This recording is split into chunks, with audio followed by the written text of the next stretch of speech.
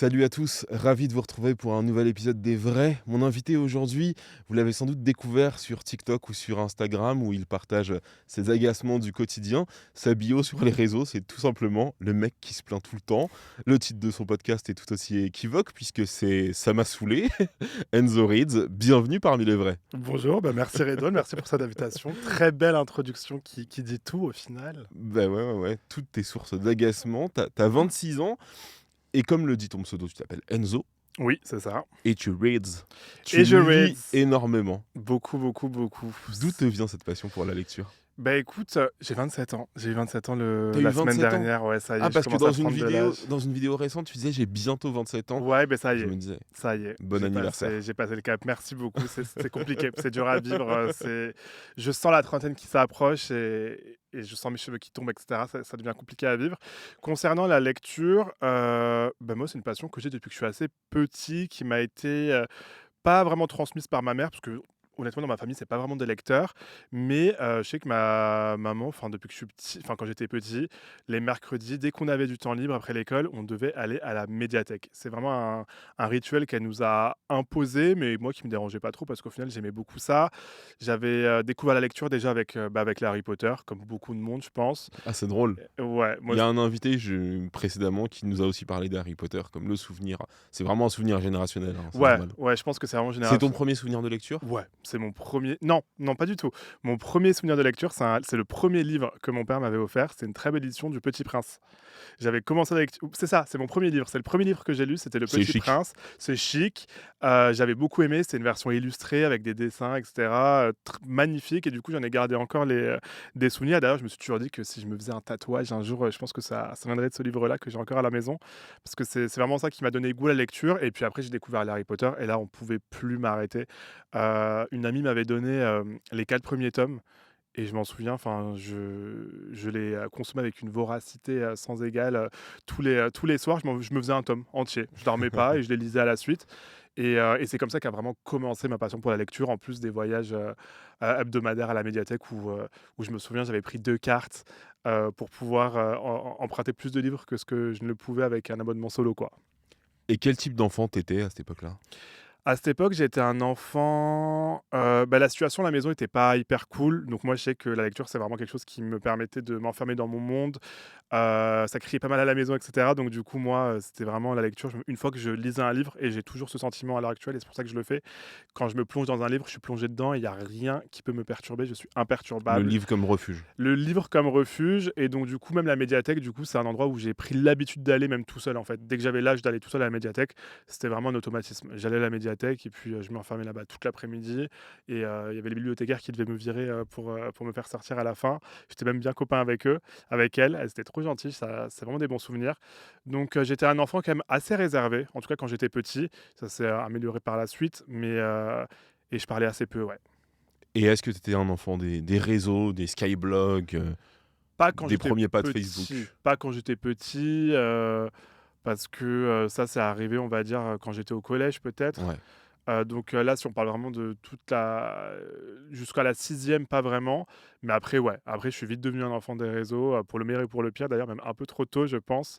J'ai eu un Skyblog comme tout le monde, je postais beaucoup de photos.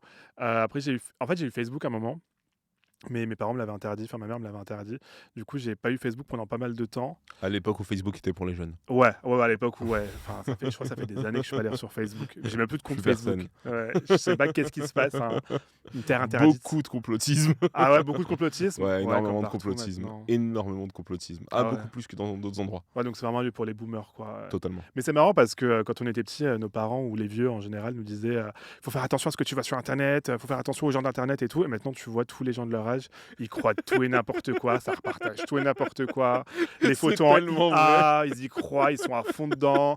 Donc comme quoi, franchement, C'est tellement vrai. non mais c'est ouf, À quoi. l'époque, ils doutaient de Wikipédia et eux croient le premier con venu sur TikTok, quoi. Exactement, c'est ça. Même les photos en IA, des fois j'ai vu des screens passer tu sais, des chats, qui construisaient des trucs et cetera, mais tu vois que la photo c'était n'importe quoi. Il y a aucun monde où un chat il construit, je sais pas, un château de sable et puis tu avais des vieux: «Oh mon Dieu, mais c'est trop mignon, quel chat développé», Je te dis: «Mais purée, ils sont complètement à côté de la plaque» et tu dis que ça va voter plus tard. Ça fait peur par contre. Bah non, ça vote déjà maintenant, Ouais, malheureusement. voilà, non mais ça vote maintenant, quoi, mais ça va encore plus voter pendant pas beaucoup d'années, on l'espère. On l'espère en plus. Sans souhaiter, bon, on s'est compris. Ah, certains si. Si, certains, ouais, qu'ils avaient crevé, clairement. Allez. Est-ce qu'il y a un moment où tu as arrêté de lire? Ouais, il y a un moment, j'ai arrêté de lire, c'était quand je suis arrivé, au lycée. En fait, dès qu'on a commencé à avoir, parce que moi j'ai fait ça existait à l'époque, maintenant ça n'existe plus, je l'ai appris il y a pas longtemps. J'ai fait une première littéraire, Oui, première L, et en fait, c'est à partir du moment où on a commencé à m'imposer des lectures pour le corpus et cetera, pour le bac. Ça a commencé, à me déchauffer un peu la lecture, et puis, je sortais un peu plus. c'est quoi le livre qui t'a traumatisé? Moi, c'est Madame Bovary. J'ai pas aimé Madame Bovary, j'ai détesté, et d'ailleurs, petite confidence, au bac de littérature, j'ai réussi à avoir 15 sur 20, et c'était sur Madame Bovary alors que je n'avais pas lu le livre. Je n'avais pas lu le livre, j'avais regardé un film, je sais plus c'était de qui, de quoi. J'avais vu le film, mais visiblement ça m'avait suffi. Mais du coup, je l'ai jamais vraiment terminé. C'est terrible. Ouais. Je suis arrivé à la moitié et j'ai jamais pu. Vraiment, ce livre, j'ai jamais pu. Pourtant, Flaubert, ça va. Il y a quelques trucs que j'ai pas en tête, mais que j'avais pas mal apprécié. Mmh. Mais Madame Bovary, vraiment, j'ai toujours un blocage dessus. Mais je devrais peut-être le relire maintenant à l'âge adulte. Est-ce que je pourrais comprendre un peu plus les nuances, le message social, etc. Peut-être, je sais pas. Mais ouais, j'ai arrêté de lire pendant pas mal de temps. Puis après, j'ai été beaucoup pris. C'était l'époque aussi où vraiment on a commencé à avoir des iPhones et tout ça, C'est donc ça, ça m'a la tué. concurrence de l'écran. Exactement. Moi, ça m'a eu pendant pas mal d'années, pendant mes études supérieures aussi, et j'ai vraiment repris quand je suis allé vivre en Corée du Sud pour mes études. J'ai vécu 2 ans à Séoul, et en fait, la lecture pour moi, c'était un moyen de reconnecter un petit peu avec, la France et cetera, parce que, j'avais des moments où j'avais le mal du pays, et lire des livres en français, moi, ça me faisait du bien parce que, du coup, j'avais appris le coréen, je parlais qu'en français, qu'en anglais et qu'en coréen, et du coup, lire en français, ça me reconnectait un petit peu avec ma langue, avec mon pays et cetera. Donc c'est à partir de ce moment-là où j'ai commencé à lire. Tu lisais quoi là-bas? Je lisais de tout. Franchement, je lisais de tout, de la littérature étrangère, des fictions historiques. Je crois mon premier livre de Yasmine Hadra, je l'avais lu là-bas. Je sais plus c'était lequel, je crois que c'était celui, je sais plus c'était lequel, mais ouais, je lisais un peu de tout. J'avais même lu des fanfictions Harry Potter et tout, je me suis dit: «Quitte à replonger, autant aller à fond».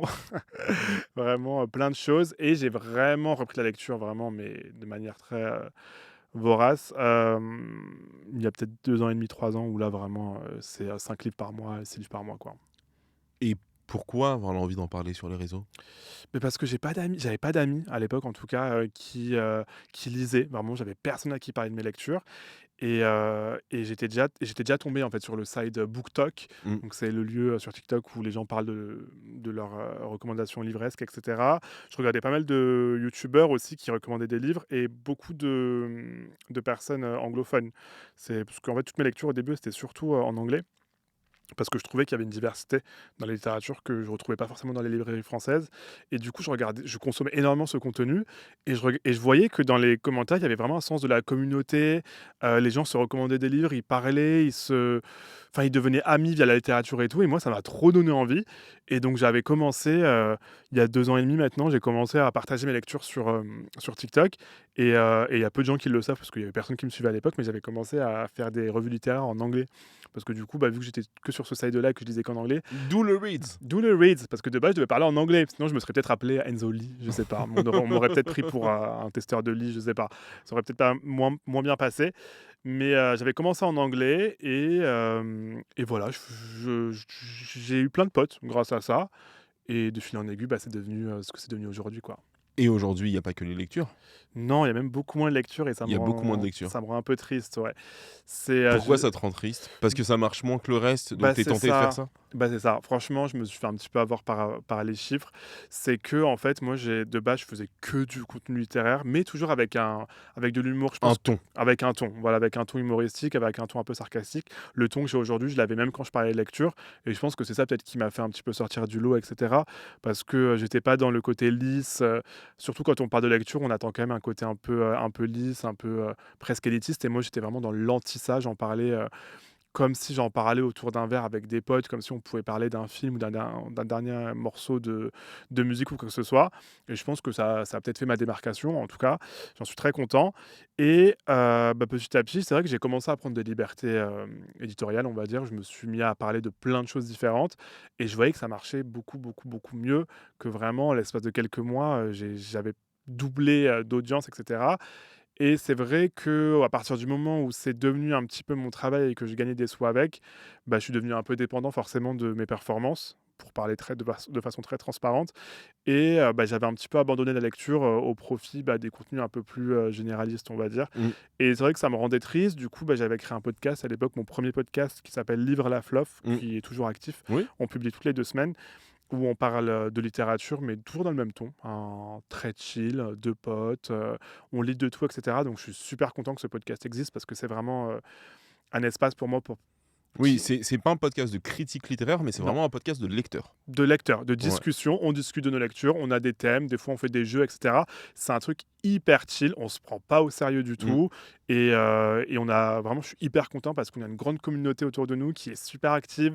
Toutes les semaines, ils commentent, ils sont là, ils sont à fond et ça fait trop plaisir. Donc du coup, je suis quand même super content d'avoir ça et puis même là, récemment, maintenant que, j'ai un petit rythme de croisière, que j'ai une communauté qui est super engagée et tout, Oui, je me parce suis qu'environ 200 000 abonnés sur les réseaux, sur les ouais, plateformes. Et d'ailleurs, pour ceux qui ne te connaissent pas, on peut quand même un peu décrire ton contenu. Donc du contenu humoristique, je le disais, sur des coups de gueule, ouais. mais de la vie quotidienne, des petits trucs du quotidien qui t'énervent. C'est ça, c'est vraiment sur, des petites choses, du tout et n'importe quoi. Je suis quelqu'un dans la vie qui aime bien me plaindre, voilà, en toute transparence, j'aime bien me plaindre pour un tout, pour un oui ou pour un non, mais toujours de façon, rigolote quoi, avec, même mes potes, ils me disaient tout le temps, «Non mais tu super aigri et tout», mais de façon, rigolote, parce qu'en vrai, je suis quand même quelqu'un d'assez jovial, j'essaie de voir la vie du bon côté, mais c'est vrai qu'il y a des choses qui me saoulent. Voilà, ça m'a saoulé comme, le nom de mon podcast d'ailleurs. Et des trucs qui me saoulent et je me suis dit: «Bon, au lieu de les garder pour moi, je vais partager, cette, toutes ces merdes avec tout le monde. Voilà, au lieu de les garder pour moi, autant partager avec tout le monde et c'est vrai que ça a pris. Je m'y attendais pas parce que je me suis dit: «Bon, se plaindre, voilà» et je pensais pas qu'il y avait un marché pour ça. Mais je pense que les gens, ça leur fait peut-être un peu du bien parce que ça va peut-être à un peu en sens inverse des tendances du moment. On est dans le surpositivisme, dans le faux optimiste où tout doit être cool, on doit faire notre petite pilate à 8 heures et si on fait le pilate à 8 heures, la journée elle va super bien se passer, faut positiver et je pense que ça, il y a un côté un peu toxique. Je sens que ça t'agace, ça. Ouais, ça m'agace parce que, ce type de contenu m'agace dans le sens où je pense qu'il y a quelque chose d'un peu toxique parce que c'est toujours facile déjà quand on a une vie d'influenceur et aller au pilate à 8 heures, bah oui, tu le temps, tu que ça à faire, c'est normal que tu puisses faire ça. Donc dire à des gens derrière leur écran qui sont sûrement dans la ligne 13 là en train d'aller au taf et ils ont une journée de 9 heures qui les attend, bah ouais, franchement, c'est saoulant, c'est facile de dire rester positif, quand tu pas cette vie-là, quoi.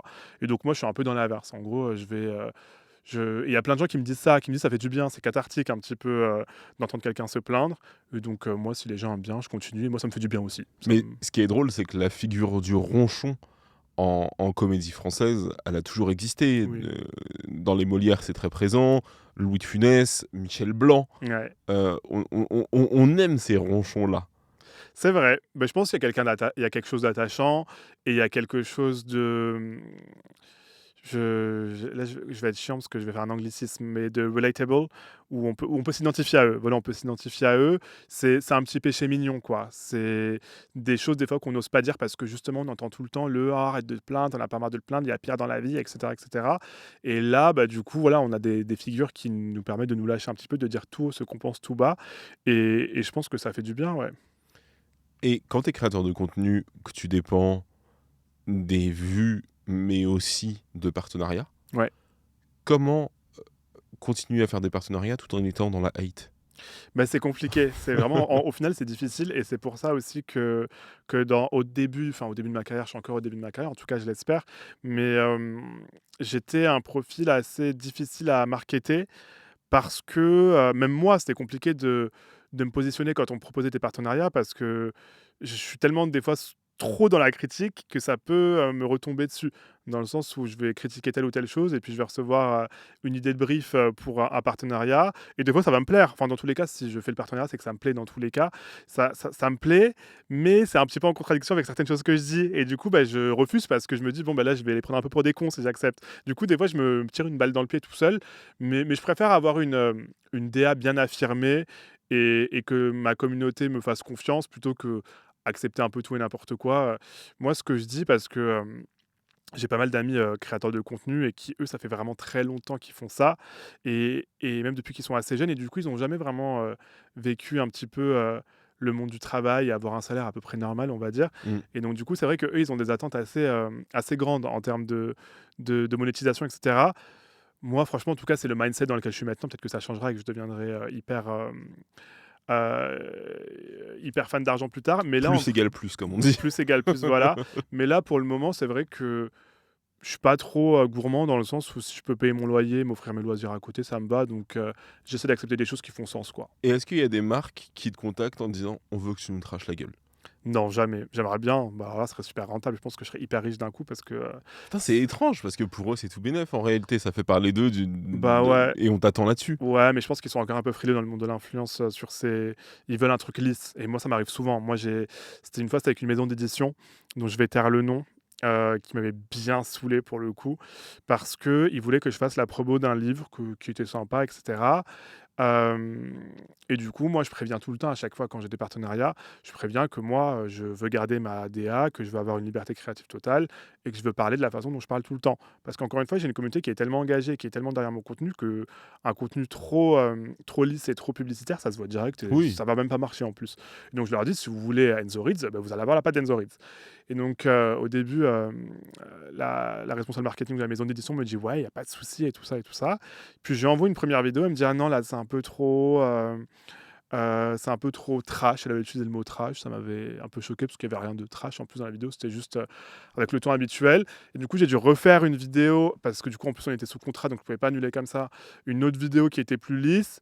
Donc je poste la vidéo, forcément, elle marche pas trop, les gens, ils ont pas trop réussi à se connecter à la vidéo et puis, la dame, elle revient vers moi, elle me dit: «Ah, je suis un peu déçue des performances». Bah ouais, bah du coup, voilà, donc ça m'arrive des fois et donc maintenant, je suis hyper intransigeant avec ça. Quand, une marque veut pas aller dans mon sens, bah je refuse, je dis: «Bah tant pis, il y aura quelqu'un d'autre qui voudra bien de moi en tant que Enzo Reads et pas juste en tant que Pablo publicitaire». T'en parlais tout à l'heure, tu eu une vie avant l'influence, Ouais, tu eu un vrai job. ouais. Un vrai job, j'aime pas cette expression, Oui, l'influence mais on c'est un s'est vrai job compris, aussi, oui, mais on oui. s'est compris. Hem, Toi, est-ce qu'aujourd'hui tu en vis pleinement? Ou tu t'es dit: «Là, je m'arrête un temps et puis peut-être que je reprendrai»? Non, là, tu t'es lancé dans cette activité à temps plein? Oui, oui, là, j'en vis pleinement à l'heure actuelle. Ça fait peut-être, à peu près 6-8 mois que j'en vis pleinement. Après, c'est une activité où il y a des hauts et des bas, Bien hein. sûr. Franchement, il y a des mois où je gagne rien et mais bon, les mois où je gagne bien rattrapent les mois où je gagne rien, donc en toute honnêteté, je suis pas du tout à plaindre et comme je disais tout à l'heure, en fait, j'ai oublié de finir mon propos, je vais Pas de tellement dans grandes tous les ambitions? sens. C'est pas une question de très grandes ambitions, c'est que de un, l'influence pour moi, c'est pas une fin en soi. Moi, mon rêve, c'est de faire de la radio typiquement, je sais que c'est le peu de fois où j'ai pu, exercer ça, j'ai adoré, c'est quelque chose dans lequel je suis Mmh. hyper à l'aise. Donc j'adorerais faire ça. Pour moi, c'est plus un tremplin, parce que en toute honnêteté, faire des partenariats, c'est pas la chose que j'aime le plus. Moi, j'aime beaucoup l'aspect créatif, l'aspect poster des vidéos, mais le côté, partenariat qui me fait gagner ma vie, donc j'ai pas trop le choix pour le moment, c'est pas quelque chose que j'apprécie particulièrement, donc c'est plus un tremplin et le fait d'avoir eu un vrai taf avant, du coup, ça me permet de rester un peu proche du sol parce que c'est vrai qu'il y a des fois, en toute transparence, on voit des montants et cetera, des montants que j'avais jamais gagnés avant. Ça peut faire rêver, mais il faut se dire aussi que le monde de l'influence, internet en général, ça peut être très éphémère. Donc je suis assez, lucide sur le fait que ça peut s'arrêter du jour au lendemain et c'est pour ça que j'essaie vraiment de multiplier un peu les projets créatifs pour essayer de pérenniser un peu ce que je suis en train de faire et de créer plus, qu'un influenceur, peut-être créer plus un personnage public, Mmh. un personnage qui va m'emmener dans d'autres sphères plus traditionnelles de la création. Ça te permet de rester connecté aux gens, au monde du travail aussi, cette expérience-là et c'est une de tes forces dans tes vidéos, dans tes créations, notamment quand tu parles, de la RH relou.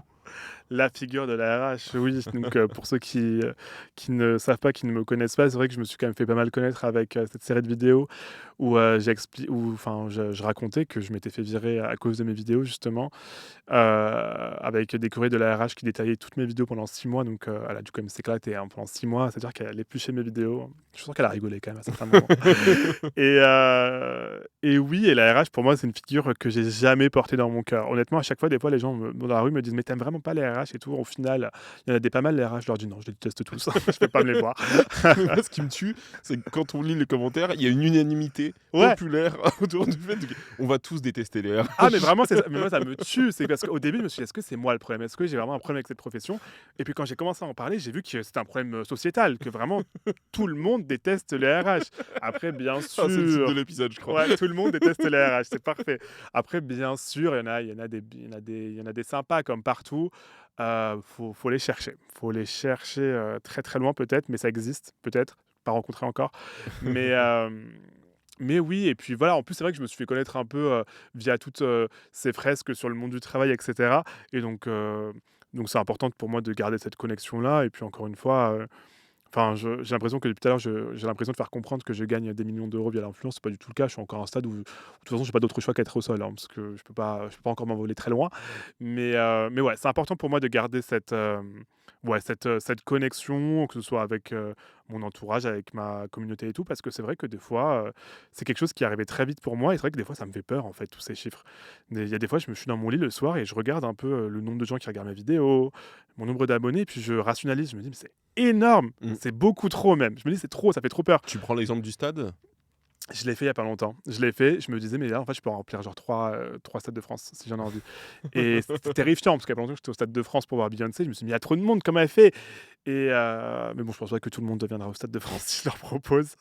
Mais ça fait peur. Franchement, des fois, ça fait peur, et donc j'essaie vraiment de prendre du recul, parce que sinon je pense que tu deviens fou, quoi. Est-ce que parfois tu forces certains agacements? Est-ce qu'un matin, tu te lèves en te disant: «Bah, là, là, il y a rien qui m'énerve, mais il faut que je fasse une vidéo parce qu'il faut nourrir l'algorithme»? Non, jamais. Jamais, et j'avais peur de ça avec le podcast, avec Ça m'a saoulé, justement parce que en fait, sur Ça m'a saoulé, une fois par semaine, je prends le micro et il y a pas vraiment de ligne directrice, et je dis tout ce qui m'a saoulé, voilà. Et c'est vrai que j'avais un peu cette inquiétude-là. Par exemple, dimanche dernier, j'avais fait une story pour dire: «Bah, écoutez guys, j'ai passé une plutôt bonne semaine, je crois qu'il y a rien qui j'ai pas d'inspi. Je vais pas poster aujourd'hui parce que j'ai rien à vous dire. Je voulais pas parler pour parler, justement, je veux pas être dans le forcing ou inventer des choses». Et bah, finalement, il y a toujours un truc qui m'agace, et de fil en aiguille, ce truc qui m'agace, en cache un autre, en cache un autre, et j'ai réussi à faire un épisode de 40 minutes, bien dodu, où j'étais hyper énervé en plus. Donc non, je force jamais, et même si c'est vrai que moi, je m'impose quand même une rigueur qui, encore une fois, je pense vient du fait que je viens d'un milieu de travail traditionnel, où j'ai toujours cette peur de pas être dans la productivité parce que j'ai peur de pas pouvoir payer mon loyer. Donc je m'impose une vidéo par jour. Mais vraiment les moments où j'ai pas d'inspi et j'ai rien à dire, bah, je préfère rien dire, quoi. Parce que, ça se voit, c'est forcé, et le peu de fois où j'ai pu le faire, j'ai vu que ça fonctionnait pas. Parce que les gens sont pas bêtes, encore une fois, faut pas prendre sa communauté pour des imbéciles. Ils sentent les choses, en tout cas, mais les personnes qui me suivent sentent clairement, mon mood, dans les vidéos. Donc je préfère faire des choses, quand il y a vraiment le cœur, quoi. Ce qui est drôle, c'est que la hate sur les réseaux, c'est une culture en soi. Habituellement, c'est une culture plutôt négative, Ouais. mais c'est une culture. Il y a une culture de la hate depuis la création des premiers forums, des réseaux, etc. Hem, je sais pas si à l'époque tu étais un gars de Twitter, mais il y a 10-15 ans sur Twitter, les mecs et les meufs les plus drôles, du réseau étaient des haters. Oui, oui, bah, j'étais sur Twitter à cette époque-là, et malheureusement, même moi, j'étais un peu dans ça, des fois même dans l'extrême et tout. Et Ah bon? ouais, ouais, bah, enfin, en fait, il y avait ce truc-là de, se faire remarquer. Enfin, tu sais, quand t'es petit, en plus, quand t'es ado, t'es Oui. hyper, tu vois, beh, justement, je voyais ces figures-là qui, heu, qui fonctionnaient pas mal, via la hate un peu extrême et tout. Et du coup, c'est vrai que moi, je suis malheureusement rentré dans ce jeu-là quand j'étais plus jeune, quand j'avais 15-14 ans. J'étais déjà beaucoup trop jeune pour être sur ces plateformes-là, parce que tu te faisais remarquer, et puis c'était le truc du moment, quoi. C'était un peu à la mode, et puis moi, c'était un petit, clairement, c'était un défouloir, parce que, c'est des choses, que je pouvais pas me permettre à l'extérieur, en gros, parce qu'à l'extérieur, j'étais le mec, qu'on insultait un peu de gay. Enfin, c'est pas une insulte, mais en tout cas, pour eux, il y avait un autre terme qu'ils utilisaient qui était moins gentil à Ouais. mon égard, quoi. Et donc pour moi, c'était un peu une occasion de prendre ma revanche. J'étais une victime à l'extérieur, mais sur Twitter, j'étais un gros gaillard, quoi. Tu grandi où? Alors moi, j'ai grandi à Bordeaux, dans une banlieue bordelaise, et puis après à Paris, je suis monté quelques années. J'ai vécu entre Aubervilliers, un peu La Courneuve et Montreuil. D'accord, OK. Voilà, donc des endroits, qui sont, pas tendres, on va dire, Non, mais parce qu'il y a une identité très parisienne aussi dans la hate. oui, aussi, ouais, ouais, clairement, il y a de ça. Mais maintenant, en fait, Parce que c'est vrai que les gens me disent que je suis un hater et tout ça, mais je fais quand même très attention parce qu'il y a une limite à pas dépasser, je trouve et la limite, elle peut être très fine et c'est vrai que je vise jamais des gens. Je veux vraiment pas que les gens soient vexés. Après, bien sûr, ça arrive que des gens soient vexés, hein. Quand, je parle des mecs d'école de commerce, j'en ai des fois dans mes DM qui sont venus me dire: «Mais pour qui tu te prends? Nous, au moins, on va réussir notre vie, blablabla». Bon, il mérite d'être haché. Ouais, voilà, tu vois? Donc limite, il me donne encore plus de contenu, quoi. Il me donne, raison sur plein de choses. Mais c'est vrai que cette hate-là, j'essaie vraiment de faire en sorte qu'elle reste, plus de la râlerie, traditionnelle parisienne, même française, quoi, mais jamais être dans la méchanceté. Il y a une facilité sur laquelle tu vas pas non plus, c'est la politique. Parce que tu pourrais très bien dire, tous les 4 matins, Macron, démission, se plaindre de toutes les annonces du gouvernement, se plaindre de tel déclat politique. Il y en a pas mal sur les réseaux qui le font déjà. Ouais. Toi, tu le fais pas? Non, non, après je suis quand même assez engagé, Bien je sûr. je je parle de ce qui m'est à cœur et cetera. Mais c'est vrai que la politique, j'ose pas trop y aller. Non, j'en pense pas moins, honnêtement, j'en pense pas moins, mais il y a Mais parce que plusieurs. pour toi, c'est un sujet sérieux, c'est moins un sujet d'humour? Tu t'apprêtes moins à en rire? Bah, non, je pense qu'on peut rire de la politique, on doit en rire, sinon, sinon on en pleure, quoi. Après, il y a des sujets qui sont moins drôles que d'autres, Mais il y a peut-être une forme forcément, de gravité chez toi? il y a une forme de gravité et il y a aussi peut-être une forme de syndrome de l'imposteur où j'ose pas trop aller dans ces sujets-là, ça me met pas trop à l'aise, ça peut avoir des ré et aussi, encore une fois, ça peut être dangereux. En toute transparence, ça peut être dangereux. Moi, j'ai des amis qui sont quand même pas mal engagés, qui vont vraiment, sur les sujets et cetera, qui sont pas mal engagés à gauche Mmh. et ils ont des fois, payé de leur engagement avec, enfin, que ça peut être des menaces de mort, des gens qui les insultent dans la rue et cetera. Voilà, moi, je suis un petit peu frileux, j'essaie quand même de faire passer des messages un petit peu, de temps en temps, un petit peu en catimini. Mais ouais, aller sur c'est pas un sujet dans lequel je suis à l'aise pour le moment en tout cas et pas sur les réseaux sociaux parce que en vrai, je suis assez sensible à la violence, dans les commentaires et cetera. C'est un truc que je vis très mal, ça veut dire que je peux avoir 100 bons commentaires. Il y a un mauvais commentaire, ça met dans un bad mood, je deviens anxieux et cetera et donc j'essaie de me protéger de ça au maximum, quoi. Ah bon? Ouais, j'aime pas ça. Vraiment, je sais pas pourquoi, c'est un truc ça me fait peur à chaque fois, quoi. C'est tous ces histoires de pressing et cetera, moi, c'est un truc qui me met trop mal à l'aise. Donc si je peux éviter de me prendre la haine d'une communauté ou d'autre et puis avec la politique aussi, c'est compliqué parce que, bah, tu vas j'essaie quand même d'avoir un truc un peu «consensuel» Oui, entre guillemets, fédérateur. fédérateur et la politique, tu vas jamais gagner, quoi. Tu seras jamais gagnant dans le sens où tu auras toujours un side ou l'autre qui va te tomber dessus. Mais après, ça n'empêche pas que, voilà, je pense que les gens qui me suivent savent très bien où je me situe, savent très bien ce en quoi je crois, et j'ose plus y aller en story, par exemple. En story, là, je poste, je reposte, je prends la parole et cetera. Hem, mais voilà, sur les sujets vraiment d'actualité du moment, j'y vais un peu moins. Après, il y a des sujets sur lesquels tu vas. Notamment, je pense à une vidéo récente, un conseil lecture, enfin des conseils lecture sur l'Algérie, Oui, c'est le vrai. jour de l'indépendance. Oui, c'est vrai. C'est vrai. Heu, je me suis dit, à ce moment-là: «Tiens, sujet éminemment brûlant, éminemment explosif en ce moment et toi tu y vas». Oui et c'était important pour moi d'y aller, Pourquoi? parce que, bah, déjà, il y avait aussi voilà, c'est ça que je voulais dire tout à l'heure, je trouvais pas le mot, il y a une question de légitimité aussi. C'est vrai que moi, j'ose pas trop aller sur des sujets politico-politiques parce que je j'ai pas envie que des gens, hem, avec qui peut-être, je partage pas les mêmes opinions, en tout cas, je partage pas la même vie ou qui ont une vie peut-être un peu plus compliquée que la mienne, me regardent et se disent: «Ah, encore un énième influenceur qui donne son avis depuis un peu sa tour d'argent parisienne» et ils Mmh. auront raison de penser ça, en fait. Donc j'évite de penser pour les autres. Je trouve que enfin, bon, non, j'allais dire les gens sont assez intelligents, mais bon, quand on voit les résultats aux élections, peut-être que non. Mais pour le sujet de l'Algérie, déjà, je me sentais un peu plus légitime d'en parler parce que, bah, je suis d'origine algérienne de mes 2 parents, et c'est un sujet qui était super important pour moi d'explorer dans la littérature parce que c'est un sujet avec lequel j'ai eu quand même beaucoup de difficultés quand j'étais plus jeune.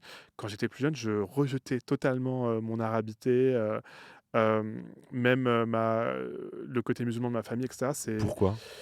bah, parce qu'en fait, j'arrivais pas à associer mon homosexualité avec, cette identité-là. En fait, je partais du principe que, mon côté, maghrébin et mon côté musulman, bah, en fait, ils me rejetaient parce que, bah, voilà, c'est vrai que j'ai avec ma famille, j'ai eu des périodes pas drôles, où j'ai vécu des violences homophobes et cetera et donc du coup, en fait, moi, mon réflexe de jeune ado, ça a été, de m'enfermer dans clairement dans l'islamophobie, même un racisme des miens, quoi, hein, vraiment un rejet de ma propre origine parce que en fait, j'arrivais pas à faire le pour moi, Pour moi, clairement, musulman était égal homophobe. En tout cas, c'est ce que je pensais à l'époque et j'avais honte. J'avais honte d'être algérien et en plus, j'avais le luxe que ça se voyait pas trop forcément sur ma tête, que je m'appelle Enzo et cetera et donc je le cachais, je le rejetais et puis, en fait, la littérature pour moi, ça a vraiment été, la révélation. C'est vraiment par ça que j'ai appris à m'accepter pleinement, à aimer mes origines, à en être fier et en plus le contexte social ça aide pas parce que quand tu allumes les infos, bah, forcément,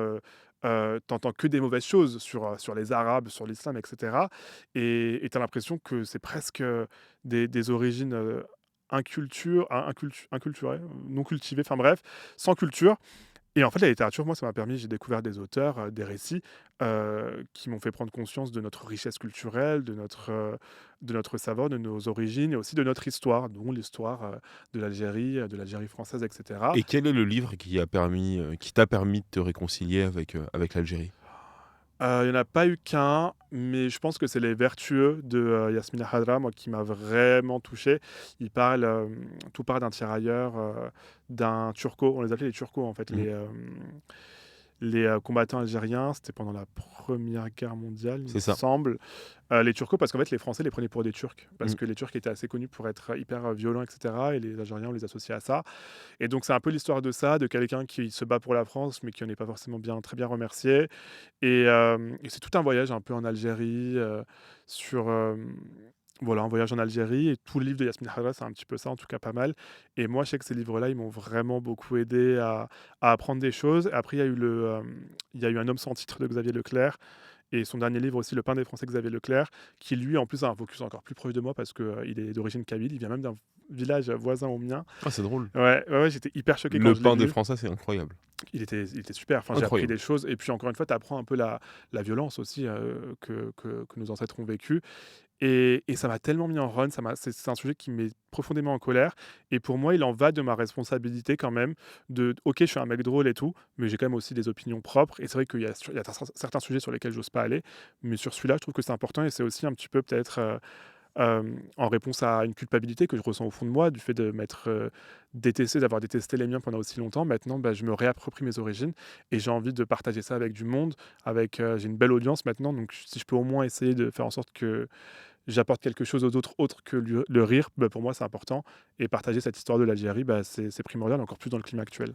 Et cette double identité complexe, à la fois maghrébin, homosexuel, dans les commentaires, dans les moments où tu revendiques ton algérianité, j'imagine qu'elle doit pas être facile à. Non, bah, non et c'est frustrant parce que moi, directement, ça me renvoie justement à les traumatismes passés. J'ai envie de me il y a des fois, je me dis: «Bah, voilà, il me donne raison». Enfin, il me donnait enfin, le Enzo de 18 ans, 19 ans, peut-être il aurait eu ce réflexe-là, de se dire: «Bah, voilà, il me donne raison».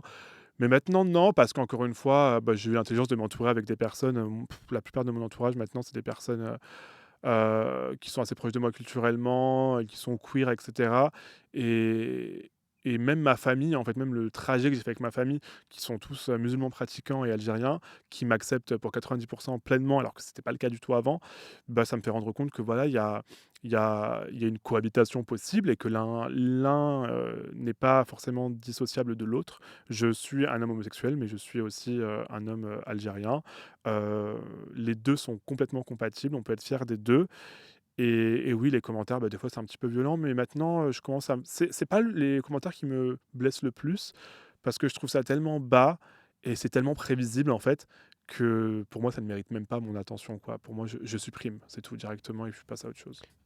Dans les valeurs que tu défends aussi, il y a une vidéo, moi, qui m'a vachement marqué. C'est sur, une collab que tu as refusée. Ah oui, ouais, ouais, Une collab à 50K, comme tu la ouais, présentes, 50 000 €, ouais. mais Ouais. une collab du lobby nucléaire. Oui, oui, oui, bah, en vrai, j'ai pas longtemps réfléchi, hein, à quand on me l'a proposé, pour raconter l'histoire. Bon, maintenant, je peux le dire, le pays, dont je parle, c'était la Chine. C'était une entreprise chinoise qui passait par une agence allemande, qui m'avait proposé un voyage tout frais payé en business class, dans une ville chinoise et cetera et au début, ils m'ont pas tout de suite dit, hein, que c'était pour le lobby nucléaire et du coup, j'étais trop content. Je me suis dit: «Waouh, autant d'argent pour aller voyager en Chine, c'est super» et c'est après quand on a eu notre premier call, créatif, ils ont dit: «Bon, bah, by the way, en fait, ça, c'est, le mécène un peu de la vidéo, c'est une entreprise nucléaire et le but, c'est un peu de mettre, en avant, l'hégémonie nucléaire de la Chine, les bienfaits, Et aussi, vous allez visiter une usine, pas une usine d'armement, juste une usine nucléaire et vous allez aussi parler un peu de l'armement, nucléaire de la Chine. Donc ça, bon là, je suis tombé des nues et je leur ai dit: «Bah, c'est juste impossible, je peux pas faire ça». Ne serait-ce que déjà le nucléaire tout court, c'est un sujet qui est hyper clivant et même moi, je saurais même pas vous dire où je me place parce qu'il y a des pour et il y a des contre. Et après, bon, l'armement nucléaire, là, carrément, enfin, jamais de la vie. Mais dans tous les cas, en plus, ça aurait même pas été intelligent pour moi de. Parce que je sais que les gens, enfin, j'étais un peu mal à l'aise quand je le racontais parce que les gens étaient en mode, mais c'est bravo, tu as des valeurs, etc. C'est même pas pour ça que je l'ai posté parce que pour moi, c'est même pas une question de valeur. Il y a aussi une question de bon sens, en toute honnêteté. Mmh. Ça m'aurait causé énormément de problèmes, même d'un point de vue légal en France, etc. Euh, donc, euh, donc oui, peut-être qu'il y en a plein qui auraient accepté parce que c'est des grosses sommes. Oui, Mais, c'est plus d'1 an de salaire pour la mais majorité des oui, Français. bien sûr, mais sur le long terme, ça m'aurait desservi. Enfin, je sais pas, je l'ai pas vécu comme un grand moment de justice où je suis devenu quelqu'un d'un coup d'exceptionnel qui a refusé ces sommes d'argent. Enfin, pour moi, c'est tellement du bon sens que voilà. Donc après, ça fait plaisir. Les gens, visiblement, ça les a touchés, tant mieux. Mais oui, mais après voilà, alors être créateur de contenu quand même, c'est pas accepter tout et n'importe quoi. Par exemple, j'ai tous les 4 matins dans mes mails, Temu, Chine et cetera. Bah non, je fais pas. Pourtant, encore une fois, le cachet est intéressant. Mais, mais bon, j'ai quand même, des principes, c'est important de les défendre. Après, si un jour on me propose 1 million d'euros, faudra me comprendre. Je ferai un petit clin d'œil dans la vidéo, Le comme ça le vous comprendrez. le sponsoring Temu, on se dira: «Bon, bah, là, il a été Ouais. bien payé, on comprend». Ouais, si vraiment vous me voyez faire un sponsoring Temu, c'est que j'ai été payé, mais des sommes astronomiques, donc faudra juste je ferai un clin d'œil dans la vidéo et vous serez en mode juste soyez contents pour moi, s'il vous plaît, parce que c'est dur d'être propriétaire, dans ces années-là, donc s'il vous plaît. Les années sont dures, je comprends totalement. Exactement. Tu le disais en début d'interview, as envie de te plonger dans d'autres univers créatifs. Ouais. Est-ce que tu penses à la scène, par exemple? Ah, on me pose beaucoup la question et ce serait mentir de dire que je n'y pense pas, que c'est pas dans un coin de ma tête, mais je pense pas que ce sera pour tout de suite.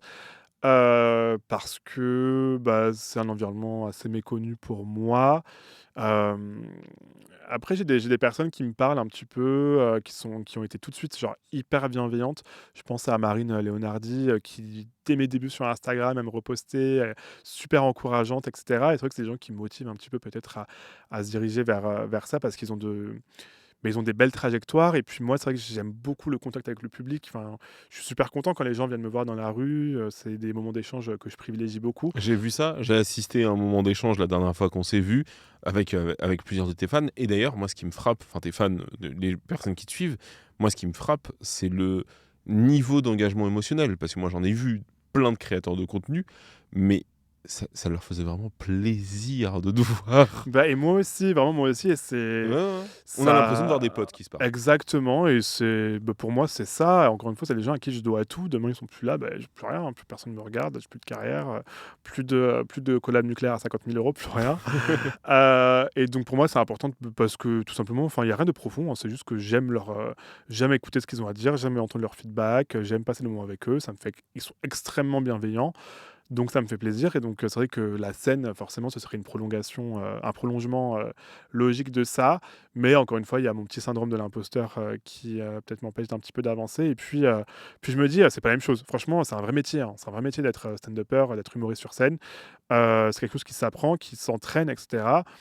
Faire des blagues, derrière une caméra et avoir le luxe de pouvoir, la refaire 20 fois si jamais on n'aime pas et si jamais la blague elle était pas ouf, bah, c'est pas la même chose que faire des blagues devant, 100, 200, 1000 personnes. Des fois quand ça floppe, bah, ça fait mal quoi, donc je suis pas sûr d'être encore prêt à ça, mais c'est quelque chose, qui est clairement dans un coin de ma tête et que j'aimerais bien développer, pourquoi pas. Bon, et ben la scène prochainement. Avant de te quitter, j'ai une dernière question. Ouais, Si tu devais conseiller 3 livres à une personne qui n'a jamais lu de sa vie, qui mais n'a jamais qui a lu de sa envie de vie. lire. Quels sont les livres vraiment, porte d'entrée vers la lecture? C'est une très, très bonne question. Bah, je pense que le premier livre que je pourrais recommander, qui est très connu, c'est «Ce que le jour doit à la nuit» de Yasmine Hara. Pour moi, il est hyper accessible. En plus, on apprend des choses et cetera et très engageant. Ensuite, hem «Souviens-toi des abeilles» de Zineb Mekouar, qui est une Ah, je amie, connais pas. autrice marocaine, qui a écrit, c'est un peu de réalisme magique, on va dire, mais quand même très accessible, qui a écrit sur, des apiculteurs au Maroc, et un rapport avec le dessèchement de la terre et la perte des traditions et la perte un peu de cette connexion avec la nature. C'est très, très beau et j'ai beaucoup aimé. Et un dernier livre, alors dans un tout autre registre, je dirais Yellowface de Rebecca Kuang, une autrice, sino-américaine, il me semble, si je dis pas de bêtises. Et ça parle, je sais pas, je suis hyper nul pour raconter les histoires, c'est paradoxal. Mais en gros, je dirais que ça parle d'une autrice qui s'en fait passer pour une autre, qui publie un truc alors que c'est pas le sien. Et il y a plein de problèmes qui en découlent. Et il y a plein de sujets intéressants dedans d'actualité, du type cancel culture, racisme, les backstage des maisons d'édition, etc. Et c'est hyper addictif, ça se lit vraiment en 2 secondes. Et donc soyez les bien pour commencer. Merci Enzo Rins. Ben, merci à toi, Redouane. Vous venez d'écouter un vrai. Si ça vous a plu, n'oubliez pas de vous abonner sur YouTube ou sur votre plateforme d'écoute préférée. Et puis on se retrouve sur Instagram et sur TikTok, vrai.redouane. À très vite.